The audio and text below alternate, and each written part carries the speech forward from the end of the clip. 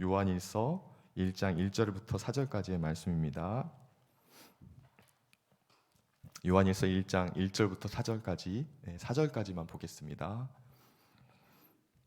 1절부터 4절까지의 말씀, 제가 1절, 우리 성도님들이 2절 이렇게 교대로 교독해서 말씀을 보도록 하겠습니다. 제가 먼저 1절 봉독합니다. 태초부터 있는 생명의 말씀에 관하여는 우리가 들은 바요 눈으로 본 바요 자세히 보고 우리의 손으로 만진 바라.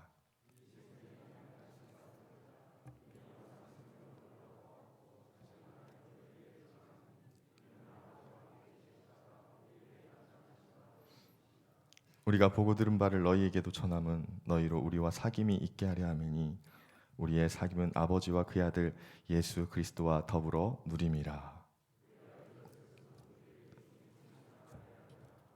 아멘.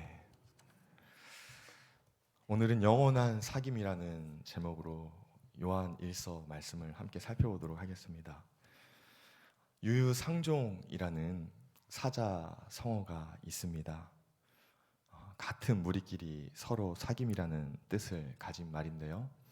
쉽게 말해서 겉모습이나 문화적 배경이 비슷한 사람들끼리 서로 찾아 모여서 사귐을 갖는다는 것을 의미합니다. 이와 유사한 사자성어 단어로는 초록동색이라는 사자성어가 있는데요.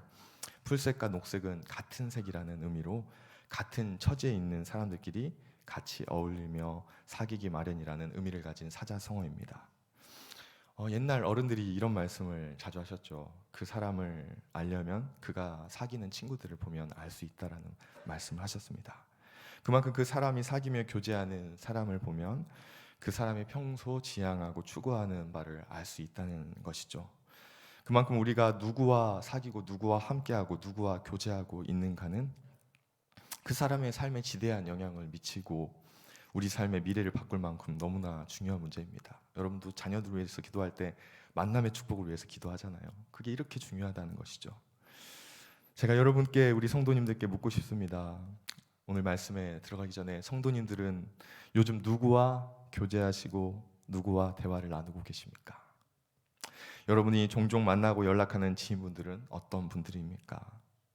오늘 설교를 통해 저는 개인적으로 우리 모두가 바쁘고 정신없이 살아가는 일상의 삶 속에서 다시 회복해야 할 그분과의 영원한 사귐에 대해 묵상할 수 있는 시간을 가지려고 합니다. 이러한 묵상과 관련해 소개해드리고자 하는 좋은 양서가 있어서 한번 소개해드리고자 합니다. 바로 삼위 하나님과의 사귐이라는 책인데요. 한번 꼭 사서 보시면 좋겠어요. 정말 좋은 내용인데요. 이 책의 저자인 데렐 존슨 교수는 현재 캐나다 밴쿠버에 있는 리젠트 칼리지에서 목회 신학 과목을 가르치고 있는 교수님입니다. 이 존슨 교수님은 전에 글렌데일 장로교회에서 사역할 때에 그 교회의 성도들이 하나님에 대해서, 예수님에 대해서, 성령님에 대해서 개별적으로는 아는데 삼위일체에 대해서 너무 지식이 없는 거예요. 그러니까 매 주일 시간을 정해놓고 삼위일체 하나님의 관계성, 그리고 삼위일체 하나님에 대해서 왜 우리가 알아야 되는지를 이 연재 설교를 통해서 매주 성도들에게 가르쳤습니다. 그 삼위일체 하나님에 대한 그 가르침을 모아가지고 주일 예배 설교를 모아가지고 만든 책이 바로 삼위 하나님과의 사귐이라는 이 책인 것이죠. 이 책은 우리로 하여금 요한일서 1장 3절에서 말씀하고 있는 이 사귐에 대해서, 하나님과 영원한 사귐, 그리스도 성도들끼리의 진정한 사귐에 대해서 우리에게 중요한 통찰과 깊이 있는 인사이트를 제공해 주고 있습니다. 이 책에 보면은 본 책이 5가지의 챕터로 구성이 되고 있는데요. 첫 번째 챕터에 보면은 삼위일체를 찾기, 삼위일체 발견하기라는 이제 소제목으로 진행이 되고 있습니다. 여러분, 사귐이라는 게 뭐죠? 누군가를 사귄다, 누군가를 교제한다고 할 때 스스로 혼자서 할 수 있는 게 아니죠. 어떤 2사람, 3사람이 서로 상대방이 있어야 서로를 사귈 수 있는 것입니다. 한마디로 뭡니까? 서로의 상호작용과 관계를 통해 이루어지는 게 바로 이 사귐이라는 단어의 의미입니다. 이 삼위일체라는 이 개념과 사귐이라는 개념을 합쳐서 이 저자는 마태복음 28장 17절을 통해서 이 개념을 좀 설명하고자 했습니다. 여러분 잘 아시는 말씀이에요. 마태복음 28장 17절 말씀인데 이렇게 말씀하고 있죠. 19절 말씀에 그러므로 너희는 가서 모든 민족을 제자로 삼아 아버지와 아들과 성령의 이름으로 세례를 베풀고, 여러분 여기서 보면은 아버지, 아들, 성령의 이름이 나옵니다. 그러니까 그동안 창세기부터 쭉 성경에서는 여호와 하나님, 그리고 이제 그 하나님께서 보내신 예수 그리스도, 그리고 예수 그리스도께서 승천하시고 나서 우리 가운데 임재하신 성령님, 이 성부와 성자와 성령이 개별적으로 우리에게 나타나셨고, 또 늘 개별적인 의미로 이제 한 번씩은 나왔지만 보통 설명이 되었어요. 하나님의 사역, 예수님의 사역, 성령님의 사역, 그리고 그분들의 존재에 대해서 개별적으로 의미가 나타나 있었는데, 우리는 마태복음 28장 19절 말씀을 통해서 성부와 성자와 성령이 동일한 존재와 또 동일한 사역을 진행하시는 삼위일체 연합체로서 존재하고 계신다는 사실을 기억하고 깨달을 수 있다는 것입니다. 그러니까 이 성부 하나님, 성자 예수님, 성령 하나님의 신이 어때요? 우리를 구원하시기 위해서 늘 함께 이 구원의 사역을 진행하시는 거예요. 개별적으로 따로따로, 하나님 따로, 예수님 따로, 성령님 따로가 아니라요, 여러분 기억하시건 뭐예요? 이 삼위일체 하나님께서 늘 함께 연합체로 계셔서 우리를 위한 모든 구원의 사역을 함께 의논하시고 함께 하셔서 우리에게 구원의 역사를 허락하여 주신다는 것입니다. 이 책의 세 번째 챕터에서 또한 저자가 언급한 중요한 내용이 있습니다. 제가 한번 읽어드릴게요. 하나님은 그분이 그분 자신을 아시는 원 안으로 우리를 당기시며 우리가 그분께 가까이 다가오도록 우리에게 가까이 다가오신다. 여러분 이 의미를 알기 위해서는 우리가 창세기 3장의 인간의 타락에 대한 역사를 좀 알 필요가 있어요. 하나님께서 창세기 1장과 2장에 보면 우리를 너무 사랑하셔서 당신의 형상대로 우리를 빚으시고 에덴 동산에 우리를 두셨습니다. 하나님과 친밀하게 교제하고 하나님과 대화하고 날마다의 삶 가운데 하나님과 함께 하도록 하셨죠. 그런데 창세기 3장의 동산 중앙에 있는 하나님께서 금하신 그 실과를 따먹음으로 말미암아 뭡니까? 우리에게 죽음이 찾아왔습니다. 죽음이 찾아온 것이죠. 너희가 정령 죽으리라, 반드시 죽으리라 했던 그 말씀대로 뭡니까? 우리에게 사망이 찾아온 거예요. 그 사망은 단순한 사망으로 끝나지 않습니다. 뭡니까? 성부 하나님과 성자 예수님과 성령 하나님의 신과 어때요? 그때부터 우리가 분리되게 된 거예요. 단순히 그냥 에덴 동산에서 쫓겨났다, 그것이 우리에게 죽음이 그걸로 우리에게 슬픔이 아니라 진정으로 우리가 경험하게 됐고 겪게 되었던 슬픔은 뭡니까? 이 삼위 하나님의 연합체로부터 뭐예요? 우리가 분리되어 버린 거예요. 그것이 진짜 사망의 의미입니다. 단순히 그냥 우리 목숨이 끊어지고 우리가 그냥 죽게 되었다, 이제 영원히 살 수 있는 삶은 70년 80년 짧게 살게 되었다, 그게 우리에게 진짜 슬픔이 아니라 뭐가 슬픔이라는 거예요? 삼위 하나님과 영원히 떨어질 수밖에 없다는 거예요. 죄로 인해서. 여러분 죄가 이렇게 무서운 것이죠. 죄가 모든 것을 가로막아버린 것이죠. 에덴 동산에서 떨어져 나갈 때 우리는 하나님과 함께 할 수 있는 그 영원한 기쁨을 우리는 상실해버리게 된 것입니다. 그러니까 어떻게 된 거예요? 우리에게 아무 소망이 없는 것입니다. 이제 우리는 절망 속에 빠질 수밖에 없는 그러한 상황에 살아갈 수밖에 없는 존재가 된 것입니다. 그런데 하나님께서 우리를 향한 하나님의 그 끊임없는 사랑이 우리를 내버려 두지 않으셨죠. 그래서 누구를 보내셨습니까? 그의 아들 성자 예수 그리스도를 우리에게 보내신 줄로 믿습니다. 우리에게 유일한 소망입니다, 여러분. 할렐루야. 유일한 소망이신 그분 예수 그리스도께서 오신 사건, 여러분 인카네이션이라고 하죠. 육체를 입고 이 땅에 오심으로 말미암아 뭡니까? 우리에게 참된 소망이 생긴 겁니다. 왜요? 우리가 다시 한번 성부와 성자와 성령의 삼위일체 그 은혜의 공동체 안에 우리가 초대되어 그 은혜의 공동체 안으로 들어갈 수 있는 특별한 은총이 우리에게 주어진 줄로 믿습니다. 예수 그리스도를 믿는다는 사실은 그러니까 우리가 입술로만 그냥 예수님을 믿습니다 하고 끝나는 게 아니에요. 여러분의 소속이 완전 바뀌어버린 거예요. 여러분이 이제 그 출입증을 가지고 예수 그리스도라는 출입증을 가지고 딱 찍으면 어때요? 그 출입증을 찍고 우리는 성부와 성자와 성령 하나님의 은혜의 공동체 안으로 들어가게 된 줄로 믿습니다. 그 안에 무엇이 있습니까? 한량없는 놀라운 생명력이 있는 것이죠. 우리가 세상 가운데 세상의 즐거움과 쾌락으로도 절대로 경험할 수 없는 하나님 아버지와 아들 예수님과 성령님만이 주실 수 있는, 그리고 그 세 분의 교제 안에서만 이루어질 수 있는 놀라운 은혜와 축복이 여러분 안에 주어진 줄로 믿습니다. 여러분 그래서 뭐가 중요합니까? 우리가 그 은혜의 공동체 안에 들어가서 그 은혜를 맛보는 게 중요해요. 여러분 회도 먹어본 사람이 먹는다고 하죠. 여러분 회도 못 먹어본 사람은 뭡니까? 맨날 초장에 찍어 먹어요. 그 초장 맛으로 먹는다고 합니다. 진짜 먹을 수 있는 사람은 조금 간장에 찍어 먹는다 합니다. 진짜로 제대로 먹을 수 있는 사람은 뭐예요? 간장도 초장도 안 찍어 먹는다 합니다. 뭐예요? 진짜 하나님을 알면요, 하나님의 존재를 알게 되면요, 우리는 하나님이 주시는 어떤 기도할 때 받는 응답 때문에 하나님을 찾는 게 아니에요. 하나님 그분 자체가, 그분의 존재 자체만으로도 우리에게 주어지는 그 기쁨, 그 환희, 그 소망을 가지고 주님 앞에 나아가게 된 줄로 믿습니다. 여러분, 이게 더 성숙한 신앙이라는 거예요. 사도 바울이 뭡니까? 그가 예수 그리스도를 만났을 때 경험했던 건 뭐예요? 처음부터 그가 다메섹 도성, 다마스커스 도성에서 그 예수 믿는 자들을 죽이러 갈 때 만났던 건 뭐예요? 예수 그리스도의 그 실존적인 놀라운 존재성을 만난 거예요. 사울아 사울아 네가 어찌하여 나를 박해하느냐. 그 예수 그리스도의 실존을 만났을 때 뭐예요? 그가 그동안 가졌던 모든 학문과 지식과 경험들을 다 내어버린 거예요. 왜요? 그리스도 예수보다 더 귀한 보화가 없었기 때문입니다. 그분의 존재를 직면했을 때 그분으로부터 임하는 놀라운 은혜와 평강은 자신이 그동안 지식적으로 알았던 율법의 교훈과는 너무 달랐어요. 자기의 마음을 움직였어요. 자기의 삶을 변화시켰어요. 자기의 생각을 완전히 생명력 있는 그 영원한 복음에 집중시켰던 것이 뭡니까? 하나님과 예수님과 성령님의 놀라운 연합체의 은혜인 줄로 믿습니다. 그가 아라비아의 광야에 갔을 때 3년을 그곳에서 보내면서도 뭡니까? 그가 자기 몸 안에 있었는지 몸 밖에 있었는지 자기가 알지 못할 정도로 황홀했던 이유가 무엇이에요? 뭐 신비한 체험 때문입니까? 그러지 않아요. 하나님 안에 있는 것이 여러분 신비한 줄로 믿습니다. 여러분 다른 은혜 구하지 마세요. 우리가 그리스도 예수 안에 있는 것 자체가 신비한 은혜입니다. 뭐가 은혜입니까? 여러분 뭘 구하고 계세요? 뭔 특별한 것을 구하고 계세요? 유튜브 보면서 우리가 뭘 구하겠어요? 우리가 예수 그리스도 안에 있으면 그걸로 됩니다. 그분 안에 제대로 깊이 있게 들어가지 못해서 그렇지, 그분 안에는 우리가 형용할 수 없는 보화와 생명이 가득 차 있는 은혜의 연합체인 줄로 믿습니다. 들어가야죠. 들어오라고 말씀하셨으니까요.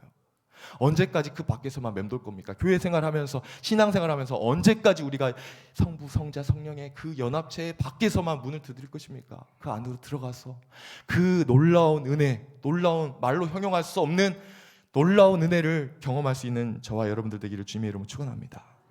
오늘 삼시세끼 여러분 거르는 사람 거의 없잖아요. 우리 신앙인들 중에, 우리 인내교회 성도님들 중에 크게 식사를 걸러서 어려움 당하는 사람 물론 있을 수 있지만 그게 우리의 가장 큰 문제는 아니지 않습니까? 물질적으로 여러분 생활할 수 있는 만큼 되잖아요. 중요한 것은 무엇입니까? 우리 내면 안에 예수 믿는 자로서 채워져야 할 부분이 있다는 거예요. 하나님이 아니시면 우리가 채울 수 없는 성부, 성자, 성령 하나님께서 우리에게 주시고자 하는 은혜가 있다는 거예요. 여러분, 밥을 먹어서 해결할 수 있는, 우리가 직장과 우리의 삶의 모든 상황과 어떤 모습들을 통해서 해결할 수 없는 것들이 있어요. 뭡니까? 삼위 하나님만이 주실 수 있는 은혜는 우리 힘으로 할 수 없는 거예요. 오늘 성경을 통해서 하나님께서 우리에게 도전하시는 거예요. 야, 너 목마르지 않니? 너 그렇게 사는 거 힘들지 않니? 그게 다니 너에게. 내가 너에게 먹을 것을 주고 입을 것을 주고 잘 수 있는 따뜻한 곳을 줬는데 그것만 하다가 너의 인생을 마칠 거니? 오늘 주님께서 이 요한일서 말씀을 통해서 여러분 진짜 진리가 뭔지를 말씀하고 있는 거예요. 요한일서 전체적인 주제가 뭡니까? 빛, 의, 진리, 생명이거든요. 이 네 가지거든요. 이 네 가지에 대한 우리의 마음의 간절함과 소원이 없다면 여러분 우리의 신앙이 죽은 것이라고 요한일서에서 사도 요한은 분명히 경고하고 있습니다. 이 정말 두려운 말씀이에요. 여러분 요한일서가 실은 우리에게 잘 안 읽혀져서 그렇지 요한계시록의 말씀보다 더 두려운 말씀이에요. 왜냐하면 요한복음을 강의하고 요한계시록에 풀어주는 내용이 요한일서거든요. 우리의 실제 상황을 분명하게 모니터링해주고 거울로 비춰주는 말씀이 요한일서거든요. 너희가 지금 빛 가운데 있니? 너희가 지금 어둠 가운데 있니? 너희가 하나님의 자녀로 산다고 하면서 여전히 어둠 가운데 있으면 너희는 빛의 자녀가 아니다. 지금 하나님의 자녀의 모습이 아니야. 너희가 여전히 어둠 가운데 있다면, 너희가 여전히 그 어둠 가운데 헤매고 있다면 너희는 지금 빛 가운데 거하는 것이 아니야. 너희를 점검해 봐야 돼. 오늘 성경을 통해서 예수님께서 두려운 말씀, 사도 요한의 입술을 통해서 두렵게 우리에게 말씀하고 있는 것입니다. 저는 그래서 오늘 본문에 나타난 요한일서의 기록 목적 세 가지를 통해서 여러분과 저에게 주시는 귀한 메시지 세 가지를 좀 살펴보려고 해요. 첫째, 오늘 요한일서를 통해서 또 오늘 본문을 통해서 하나님께서 사도 요한의 입술을 통해서 주시는 메시지는 무엇입니까? 하나님께서 우리 안에 영원한 생명이 있음을 알게 하시기 원한다는 겁니다. 여러분 아멘이시죠? 여러분 우리 2절 말씀을 함께 봉독해 보겠습니다. 중요하니까요. 이 생명이 나타나신 바 된지라 이 영원한 생명을 우리가 보았고 증언하여 너희에게 전하노니 이는 아버지와 함께 계시다가 우리에게 나타나신 바 된 이시니라. 여러분 집중해서 보십시오. 사도 요한은 2절에서 앞부분에 생명이라는 단어를 표현했습니다. 이 생명이 나타나셨다. 너희에게 계시되었다. 그런데 그 앞에 나타난 생명이 뒤에 가서 더 구체적으로 언급되고 있어요. 어떤 생명이라고 하죠? 영원한 생명이라고 합니다. 그냥 숨만 깔딱깔딱 하는 생명이 아니라 그 생명은 뭐예요? 이제 끊어지지 않는 영원한 생명, 아이오니온이라는 단어를 썼죠. 이 헬라어로. 이 단어는 무엇입니까? 시작도 끝도 없는, 마치 알파와 오메가 되신 예수 그리스도가 자신을 나타냈던 것처럼 시작도 없고 끝도 없고 마지막도 없이 끝없이 지속되는 기간을 의미하는 거예요. 그러면 그 시간만, 끝없이 지속되는 기간만을 우리에게 말씀하고 있냐? 그렇지 않아요. 이 아이오니온이라는 단어 앞에 있는 게 뭐였어요? 조엔이라는 단어입니다. 원어는 뭐예요? 원래의 그 어원은 뭡니까? 조회죠. 생명이죠. 그러니까 영원한 긴 시간만을 의미하는 것이 아니라 너희에게 끝이 없는 시간을 하나님께서 허락하실 텐데 그 끝이 없는 시간 안에 담겨진 열매가 뭐예요? 영원한 생명이라는 거예요. 생명. 그러니까 생명력을 너희에게 허락하실 거라는 거예요. 여러분, 우리는 천국에서 그냥 길게만 살고 오랫동안 사는 존재들이 아닌 줄로 믿습니다. 어떤 존재입니까? 여러분, 요한계시록 21장 3절부터 4절까지의 말씀에서 이 영원한 생명이라는 의미에 대해서 하나님은 우리에게 말씀해 주고 계세요. 제가 읽어드리겠습니다. 보라, 하나님의 장막이 사람들과 함께 있음에 하나님이 그들과 함께 계시리니 그들은 하나님의 백성이 되고 하나님은 친히 그들과 함께 계셔서. 4절입니다. 모든 눈물을 그 눈에서 닦아주시니 다시는 사망이 없고 애통하는 것이나 곡하는 것이나 아픈 것이 다시 있지 아니하리니 처음 것들이 다 지나갔습니다. 요한계시록 21장부터 3절, 4절까지에서 보듯이 영원한 생명은 무엇입니까? 하나님의 장막이 여러분과 영원히 함께하는 것인 줄로 믿습니다. 이것은 하나님께서 우리에게 친히 함께 하신다는 것을 가장 함축적인 단어로 설명하는 거예요. 여호와의 장막, 주의 장막이 너희와 함께 할 것이다. 그건 뭐예요? 하나님의 존재가 이제부터 너희와 끊어지지 않고, 다시는 죄로 인해서 끊어지지 않고 너희와 영원히 함께 하겠다는 거예요. 고난의 인생길에서 너희가 흘린 너희의 모든 눈물을 주께서 닦아주시고 다시는 죽음에 대한 걱정과 이 땅에서 경험했던 모든 슬퍼하는 일들이 다시는 없이 뭐예요? 오직 너희 안에 평강과 은혜가 충만하게 하나님께서 너희를 그렇게 만들어 주실 거라는 거예요. 뭘로 말미암아? 여호와의 장막이 너희에게 머물므로 말미암아 하나님께서 이 영원한 생명을 저와 여러분에게 선물로 해주신 줄로 믿습니다.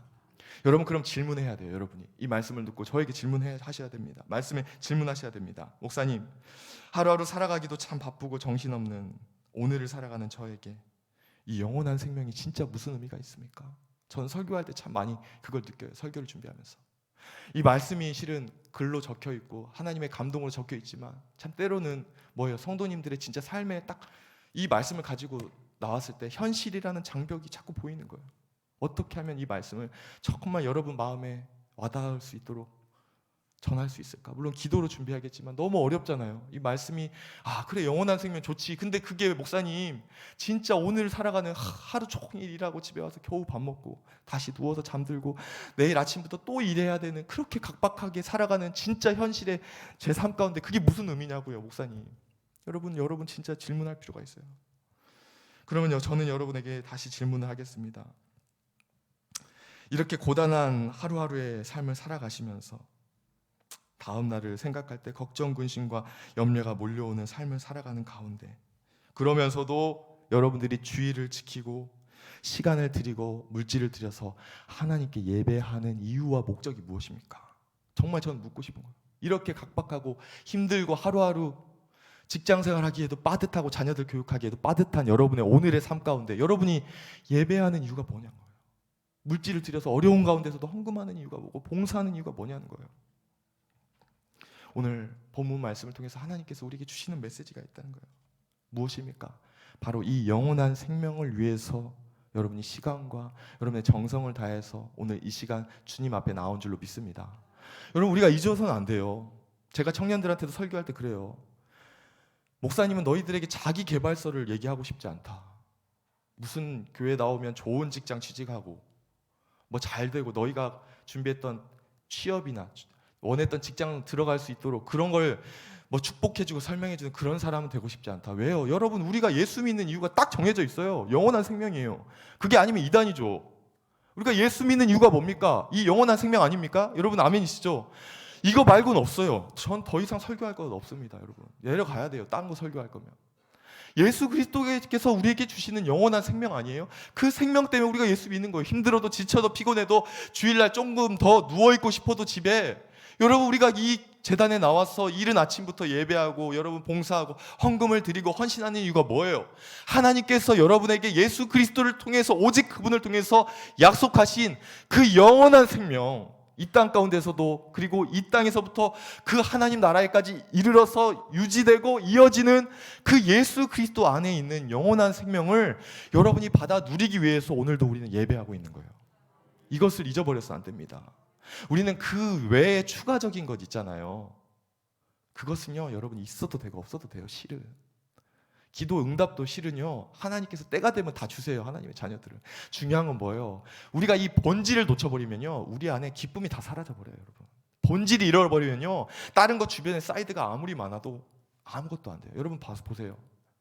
식당에 갔어요. 제육볶음밥을 먹으러 시켰어요. 딱 제육볶음밥 막 서비스가 나오는 거. 갑자기 제육볶음밥을 시켰는데 여러 가지 막 요구르트도 주시고 막 그 간식도 주시고 막 빵도 주시고 하는 거예요. 근데 제육볶음을 안 주는 거예요. 언제 나오냐고요. 제육볶음 얘기를 했어요. 그거는 없다고, 우리 식당은. 사이드 메뉴로 배를 채우시라고. 여러분 얼마나 화납니까? 식당에서 나올 거 아니에요. 마찬가지예요. 우리가 본질에 충실하지 않으면 우리가 교회 다니는 의미를 상실하게 됩니다. 예배 시간 기다려지지 않아요, 솔직히. 여러분이 이 영원한 생명을 놓치는 순간 뭐예요? 복음이 뭔지 모르고 예수 그리스도가 뭔지 모르고 왜 하나님께서 나를 부르셨는지, 부르심의 소망까지 다 잃어버리게 됩니다.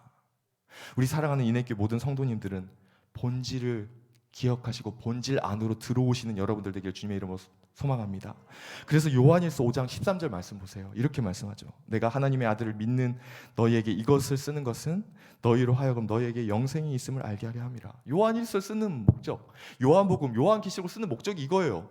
너희로 하여금 너희에게 영생이 있음을 알게 하려 하심이라. 너희가 예수 그리스도를 믿었지 않니? 그때부터 너희 안에 뭐가 있었니? 영원한 생명이 있었단다. 사도 요한은 우리에게 성령의 감동을 통해서 말씀하고 있는 거예요. 너희 안에 이 영원한 생명이 있다는 사실을 너희가 인지도 못하고 살지, 바빠서.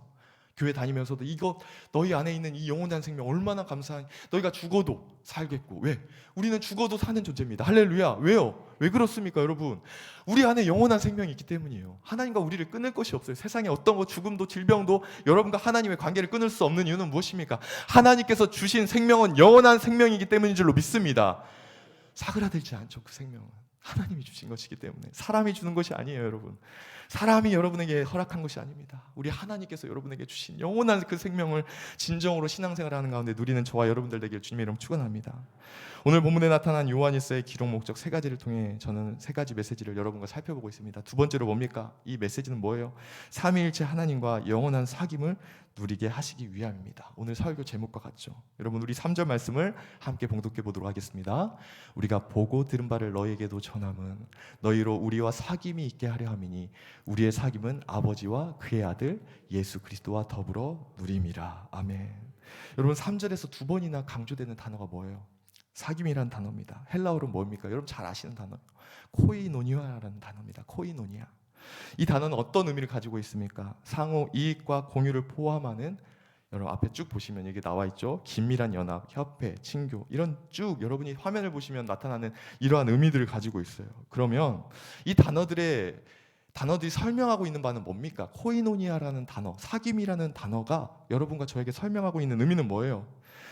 우리의 관계 안에서 실제적으로 이루어는, 그냥 생각하는 그런 의미가 아니라, 이미지가 아니라 실제적으로 관계 안에서 이루어지는 교제와 관련된 실감나는 표현이라는 거예요. 그러니까 선물이라는 뜻도 있고 친교라는 뜻도 있고 이 가까운 관계라는, 관대함, 동료감이라는 게 뭐예요? 다 실제적으로 우리가 사귈 때 사귀는 가운데 우리에게 보여지는 그런 이미지들입니다. 그런 의미들인 겁니다. 그러면 왜 이렇게 사도 요한은 이런 실제적인 의미를 가진 코이노니아라는 단어를 통해서 사귐이라는 의미를 설명하고 있습니까? 예수님과의 사귐이라는 의미를 왜 설명하고 있는 거예요?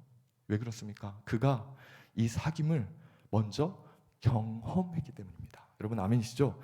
먼저 체험을 한 거예요. 먼저 체험을 했어요. 1절 말씀에 보면요, 태초부터 있는 생명의 말씀에 관하여는 우리가 들은 바요, 눈으로 본 바요, 자세히 보고 우리의 손으로 만진 바라. 사도 요한이 굉장히 세밀하게 표현을 했습니다. 뭐라고 하냐면 태초부터 있는 생명의 말씀 누굽니까? 오직 예수 그리스도가 태초부터 있는 생명의 말씀인 줄로 믿습니다. 시작도 없고 끝도 없으신 그분이 태초부터 있는 생명의 말씀인데 그분을 어떻게 했다는 거예요? 사도 요한이 직접 들었고 눈으로 보았고 자세히 보고 날마다 자세히 보고 함께 자고 함께 먹고 함께 사역하면서 뭐예요? 손으로 만진 바 되었다는 거예요. 예수님을 늘 옆에서 같이 터치하면서 같이 먹고 자면서 같이 복음을 전하면서 함께 살아가지 않았습니까? 그러니까 뭐예요? 여러분 이 요한일서의 배경에서 여러분이 반드시 기억해야 할 게 뭐냐면 영지주의자들의 잘못된 가르침이거든요. 그 당시에 육은 악하고 영은 선하다는 영지주의자들의 가르침이 초대교회를 완전 휩쓸어 버렸어요. 그러니까 육은 다 더럽다는 거예요. 영은 깨끗하다는 거예요. 그러니까 육으로는 무슨 행동을 해도 어차피 육은 더럽기 때문에 상관이 없고 영적으로만 우리가 깨끗하면 다 천국에 갈 수 있다고 영지주의자들, 그노시스즘이라는 이 잘못된 지식을 가르친 거예요. 그때 사도 요한은 반박합니다. 육이 더러운 것이 아니다. 예수 그리스도께서 뭘 오신다는 거예요? 예수 그리스도께서 육체로 우리에게 성육신하셨다. 왜 이 의미가 중요합니까? 영지주의자들은 이걸 거부했거든요. 예수님께서 육체를 입고 마리아의 그 동정녀 마리아의 몸을 통해서 이 땅에 오셨다는 걸 부정합니다. 그래서 어떻게 합니까? 예수님께서 십자가에 못 박혀 죽으실 때에 예수라는 사람은 십자가에 못 박혀 죽었고 그리스도라는 하나님께서 기름 부으신 자는 뭐예요? 하늘로 승천했다고 해요. 십자가에 못 박히는 순간. 말도 안 되는 얘기죠. 사도 요한은 그것을 정면으로 반박합니다. 그렇지 않다. 예수 그리스도께서는 육체로 이 땅에 오셨고 그분의 육체가 직접 십자가에 못 박혀 죽으셨다. 예수 그리스도고 그분 자체가 십자가에 죽으심으로 말미암아 뭐예요? 우리가 그로 말미암아 구원을 얻게 되었다. 그분은 물과 피를 우리를 위해 다 흘려주셨다. 그 예수 그리스도께서 우리를 위해서 물과 피를 다 흘리시고 죽으심으로 말미암아 우리에게 진정한 영원한 생명이 우리에게 오게 되었다. 이 놀라운 진리를 의미하고 있는 거예요. 그러면서 뭐라고 말씀하고 있습니까? 이것을 우리가 누리기 위해서는 뭡니까? 삼위일체 하나님의 우리 공동체 안으로 들어오라는 거예요. 그럼 뭡니까? 실제적으로 너희도 누릴 수 있다는 거예요. 왜? 사도 요한 본인도 예수 그리스도와의 교제를 통해서 그 삼위일체 하나님이 주시는 참된 소망과 기쁨을 예수님께서 이 땅 가운데 계실 때 누렸기 때문이에요. 여러분 그러니까 늘 기억하는 것이죠. 늘 소망하는 것이죠. 다시 주님이 오시기를 기다리는 것이죠. 왜요? 그 기쁨을 다시 한번 누리고 싶은 거예요. 예수 그리스도 안에 있을 때 그 기쁨을 다시 한번 누리기를 원해서 뭡니까? 너희들 또한 그 삼위일체 하나님의 은혜 안으로 들어가기를 사도 요한은 권면하고 있는 것입니다. 오늘 본문에 나타난 요한일서의 기록 목적 세 가지를 여러분과 나누고 있습니다. 마지막 이번엔 셋째입니다. 뭡니까? 이 요한일서를 기록한 목적은 뭐예요? 우리의 기쁨을 충만하게 하시기 위함이라는 것입니다. 우리 함께 4절 말씀을 봉독해 보겠습니다. 우리가 이것을 쓰면 우리의 기쁨이 충만하게 하려 함이라. 사도 요한은 요한일서를 기록한 마지막 세 번째 목적으로 너희들의 기쁨이 충만하기를 원한다라고 고백하고 있는 거예요. 왜요? 이 기쁨은 어디로부터 오는 기쁨이기 때문입니까? 요한복음 15장 9절부터 12절까지의 말씀에서 언급되고 있습니다. 이 기쁨이 어디로부터 왔는지 무엇인지 우리 교독해서 제가 9절, 11절, 우리 성도님들이 10절, 12절 봉독해 주시면 감사하겠습니다. 아버지께서 나를 사랑하신 것 같이 나도 너희를 사랑하였으니 나의 사랑 안에 거하라.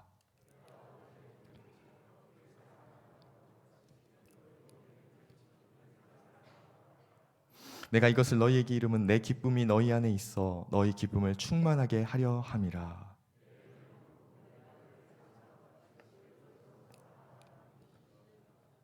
아멘.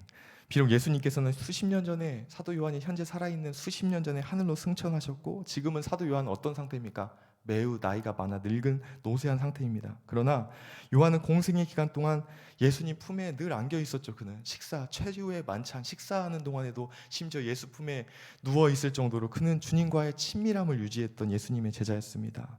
그가 그 예수님과의 친밀한 교제를 통해서 예수님과 함께함을 통해서 뭐예요? 예수님의 사랑을 충만하게 누렸죠. 그래서 여러분 나중에 요한 공동체에 대한 이 문서들을 보면 어때요? 그 사도 요한이 그토록 사랑이 많은 사도였다고 합니다.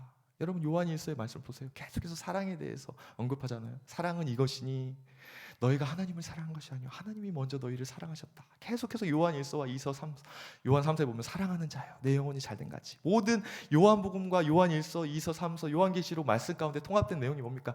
하나님의 사랑이 우리에게 어떻게 나타나바 되었는지를 우리에게 말씀하고 있는 거예요. 여러분 어떻게 사도 요한이 이러한 사람으로 바뀔 수 있었겠습니까? 누가복음 9장 54절과 마가복음 3장 17절을 보면요, 이 사도 요한이 보통이 아니에요. 예루살렘을 예수님이 올라가기 전에 잠깐 사마리아로 들리는데 그곳에서 예루살렘에 올라가려고 하니까 뭐예요? 사마리아 사람들이 가로막습니다. 그때 사도 요한이 뭐라고 합니까? 그때 제자 요한이었죠. 예수님, 주여, 하늘로부터 불이 내려와서 그 사람들을 사르게 하지 않으시겠습니까? 불로 태워버리라는 거예요, 사마리아 사람. 그러니까 예수님이 마가복음 3장 17절에 뭐라고 합니까? 보아하게 곧 우리의 아들, 넌 천둥의 아들이다. 성질이 너는 못됐어. 왜 이렇게 급하냐? 예수님께서 별명을 지어주시죠. 그랬던 사도 요한이 어떻게 이렇게 사랑의 사도가 될 수 있었습니까? 성부, 성자, 성령 하나님의 그 은혜의 연합체 안에 그가 들어감을 통해서 완전히 사랑의 사람으로 바뀌게 된 줄로 믿습니다. 여러분, 그리스도, 이 기독교의 가장 큰 핵심 무엇입니까? 변화죠. 그리스도 예수 안에 있을 때 우리가 경험할 수 있는 건 뭐예요? 하나님으로 인한 변화입니다. 사랑의 사람으로 바뀌는 것이죠. 사랑의 사람으로 바뀔 때 우리 안에 하나님이 주시는 참된 기쁨이 우리에게 부여되게 될 줄로 믿습니다. 이제 말씀을 마무리하려고 합니다. 사랑하는 성도 여러분, 오늘 우리는 요한일서의 기록 목적을 세 가지로 살펴보았습니다. 첫째, 우리 안에 영원한 생명이 있음을 알게 하시기 위해서. 둘째, 삼위일체 하나님과 영원한 사귐을 누리게 하기 위해서. 셋째, 우리의 기쁨을 충만하게 하시기 위해서 이 요한일서가 기록되었고 오늘 본문 말씀이 우리에게 기록되었습니다. 사랑하는 성도 여러분, 여러분이 예수 그리스도를 처음 믿었을 때 주님께서 여러분에 주신 영원한 생명을 신앙생활 마치는 때까지 놓치지 말기를 주님의 이름으로 축원합니다. 그리고 그 영원한 생명이신 주님과 교제하세요. 성부, 성자, 성령님과 교제할 때 그 삼위일체 하나님께서만 주실 수 있는 충만한 기쁨이 여러분과 저의 삶에 넘칠 줄로 믿습니다. 우리 함께 이 말씀 생각하면서 찬양했으면 좋겠습니다.